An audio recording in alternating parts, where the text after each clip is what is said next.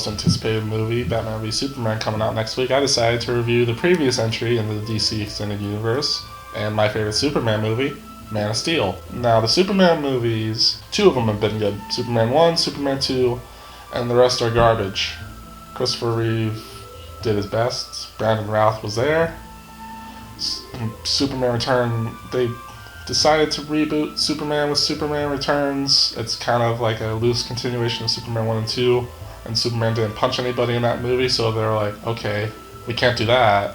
So they rebooted Superman with Zack Snyder and Henry Cavill, and they made Man of Steel. This movie felt like a relief. This is the Superman I always wanted to see. My favorite comic book movies are when they take the hero and put him into our world. They don't have this weird cartoonish world. Like, that's what those Avengers movies feel like. This movie feels like if Superman was here, this is how we would react. They picked Zack Snyder because he made Watchmen, one of my favorite movies. And he also made 300. This movie's handled a lot differently. It doesn't have his normal, speed up, slow down action.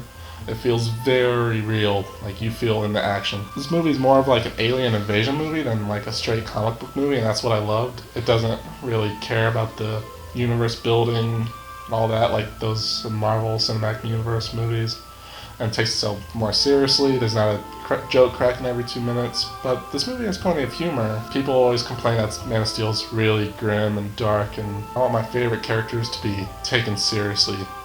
I don't like Iron Man cracking a joke after his girlfriend dies. That's just awful. And this movie portrays the way Superman would fight and would fly. Like, he breaks the sound barrier. You feel the punches that he gives. Like, you feel how strong he is in this movie. And this movie had the hard job of following up John Williams' score from the classic Superman movies, and it completely reinvented the Superman score.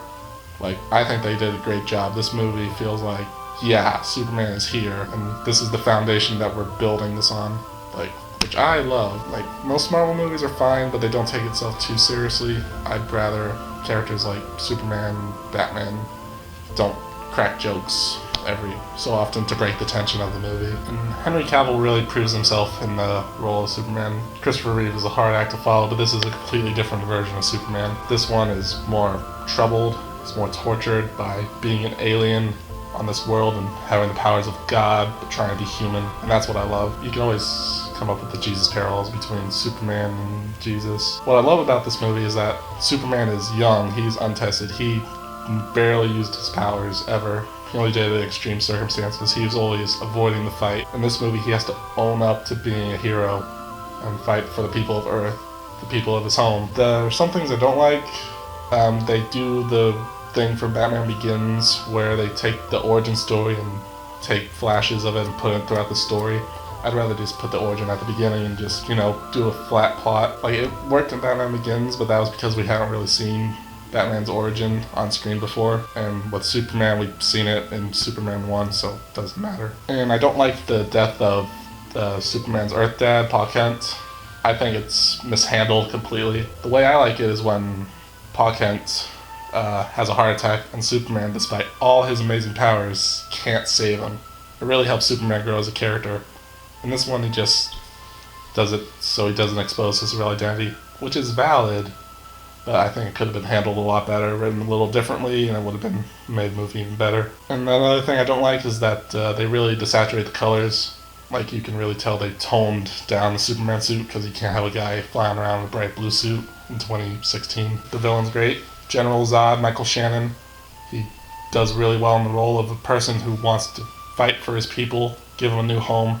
You can really see where it's coming from. The best villains are the ones where you understand the motivations. So on a scale of The Dark Knight to Batman and Robin, I'm going to give Man of Steel a Batman Begins. And stay tuned for my review of Batman v Superman. I really, really hope it won't horribly disappoint me, but if it does, you'll get a good video out of it. Thanks for watching, subscribe, and I'll see y'all later.